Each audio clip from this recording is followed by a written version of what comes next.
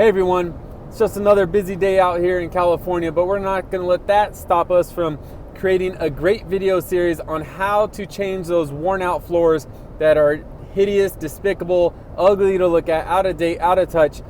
So what we're going to show you is how to install luxury vinyl plank flooring in a 4-part series. In the first part, we're going to show you the tools that you need, the demo that needs to be done, and a little bit about the product itself.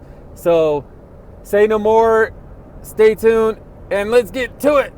Now, if you're like me and you couldn't wait to get started before doing all your proper research, well, don't worry, because you can actually click ahead. We've listed all the video parts of this series in the description below. So go ahead, have at it, click on those, and good luck.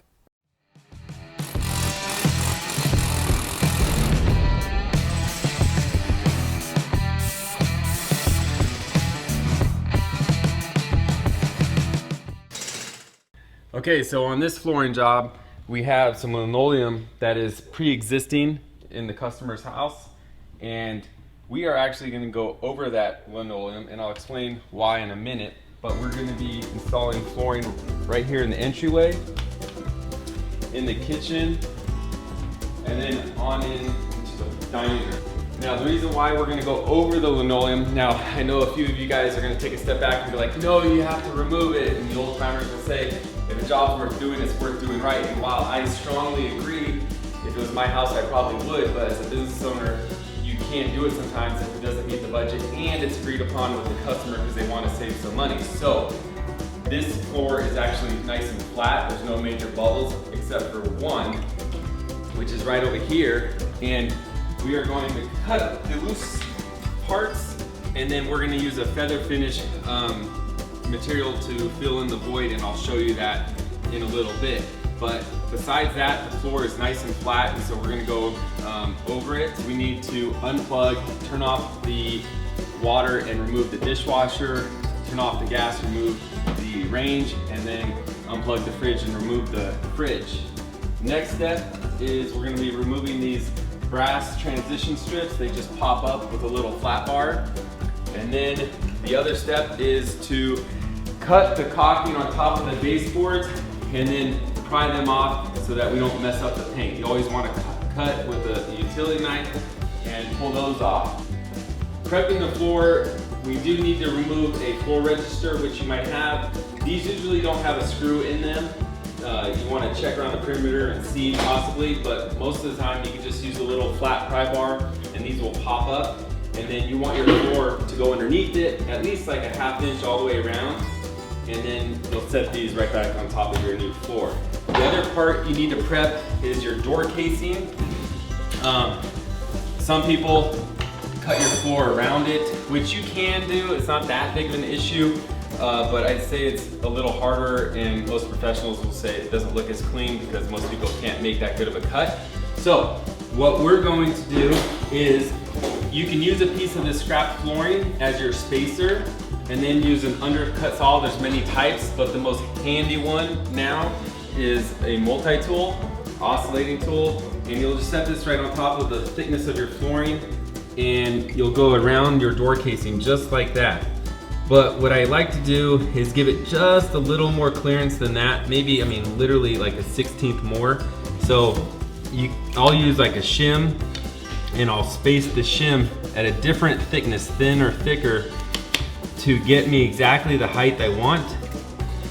That's just a tad thicker than the floor, so that it gives me a little more installation room. It's just, I mean, just barely a little extra. And then I'll put this right in front, and then I'll shave all the way around, like so.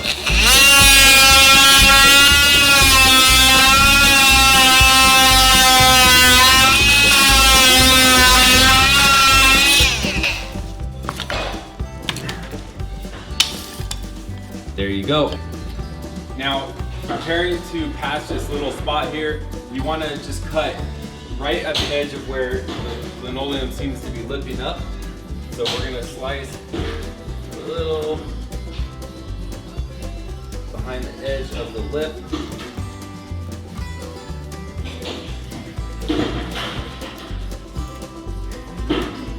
There we go.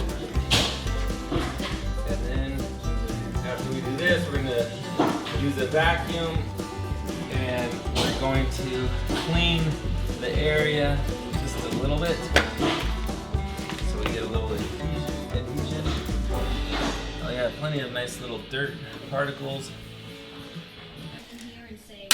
To fill this little void we have here, I'm using a feather finish by Ardex. Now this stuff you can find at Home Depot or most flooring companies, and I highly recommend this stuff because it has many applications, but it's very easy to use and it dries fast so that you can work on top of it within like 15 or 20 minutes depending on your local climate. But it could also be used from a feathered edge up to a 1/2 inch thick, that gives you a lot of different applications. And then you can build on top of itself if you need a little more than that. So we're gonna go ahead. You don't want to mix too much water. For small batches like this, it says use 2 parts material, 1 part water. So we're gonna put a little water in first, and then we'll mix a little material in there. I only put a little bit. Let's see. Just enough to fill. And then with this small batch, all you need is a putty knife to mix. If you use a 1/2 bag or a 1/4 bag, then maybe you'll want to use a paddle mixer. And you're gonna want like a thick waffle mix consistency.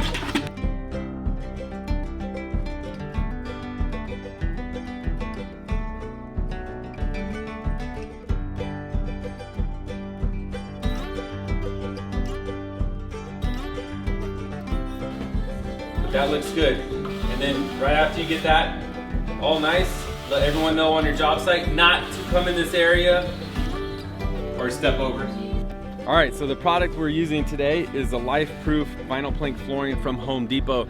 And this product is relatively new, but I've used a lot of it so far and I like it. I was skeptical at first, but it's proven its worth to me.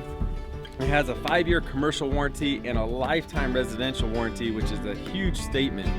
And this flooring comes in multiple widths, which is nice, so it can make your floor look really natural and I don't know, just give it a little variety. And then it's also only 5/16 thick, which it makes it strong enough to be put up to the test of time, but easy enough to install because it's flexible due to its vinyl material and the thinness. But don't mistake that for its strength. It's very strong. And it goes together well, especially if you're a newbie doing this. And I'll even ask Brian, how you like installing it, Brian? It's awesome. Awesome? Yeah. Yes. It has a lot of satisfaction when you click it in compared to your traditional laminate flooring, which can fight you sometimes. So that is your life-proof rigid core vinyl plank flooring from Home Depot. And it runs about $3 a square foot. So not bad. Here we have a spread of the tools needed to install your laminate and vinyl flooring. You're first going to need a tapping block. There's several different types, and I recommend having a small one and a big one. Here you see that's the longer and bigger one. It helps distribute the load over a longer surface. And right here you have a pull bar. The pull bar is going to help you do that last row of laminate when it goes up against your wall, because you put it over it and then you pull it and you tap it. So a pull bar, there's other types. That's a good one you can find at Home Depot. And then a regular hammer for tapping the tap blocks. But many cases you can use a soft hammer, soft blow hammer. This one is not specifically non-marring, but it just doesn't kill your ears by the end of the day by using one of these instead of one of these. But sometimes I like using these traditional hammers because it gives you just a tad more impact that you might need in certain situations, and it's a little smaller, so it's a little more accurate if you need. So it has its place. So the next one is your non-marring hammer, soft blow hammer, and this you're going to use on top of your floor in many situations to connect your seams and pull them into each other. So a non-marring hammer, this is a 24 ounce by Vaughn. It's a good one. And then this tool you're definitely going to want to have. It's a Drasco little flat pry bar, and you can get these at Home Depot sold individually or in a 3-pack for 10 bucks. And these things you can use on so many different jobs. So get one of these. We'll show you that in use later. And then what you see below is just a standard table saw. You're going to want to get a jigsaw. Now with your jigsaw though, you don't just use any blade. You find the blades that are recommended for laminate. And the reason why is because the teeth are not biased. They're just straight instead of up-cutting blades. That basically the teeth are pointed up. So these are just straight, and you can get some that are even reversed so that the blade will go down into the finished edge of your flooring and not cause the finished edge to blow up. So if the teeth were cutting on the way up, they're gonna blow up the surface of your laminate. But if the teeth are pointed down, they're gonna make like a nice sheer cut and leave a nice finished edge on your laminate. So then you have a laminate cutter. This is a shear. So basically you can put your laminate in and then go ahead and shear it to size. And these are nice because they're quiet. You can keep them close to you when you're working, so you save time and headache. And the best part about it is it saves the amount of sawdust that's created. Your table saw is going to create a lot, but if you can cut down it at all, then you want to do that, which is getting one of these instead of a chop saw. That's just going to create that much more dust. And if you use a chop saw, I have my air compressor right there, and I blow off the pieces after I cut, because if you get any of the sawdust in your grooves, it can prevent trying to connect your seams together. Alright folks, I hope after watching this video you guys feel a little more prepared to start the job ahead of you.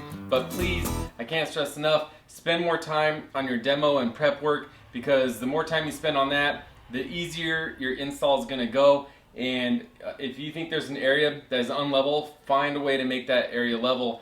And don't forget to watch parts 2, 3, and 4, and like and subscribe if you haven't already. So thanks for watching. We'll see you at the next one.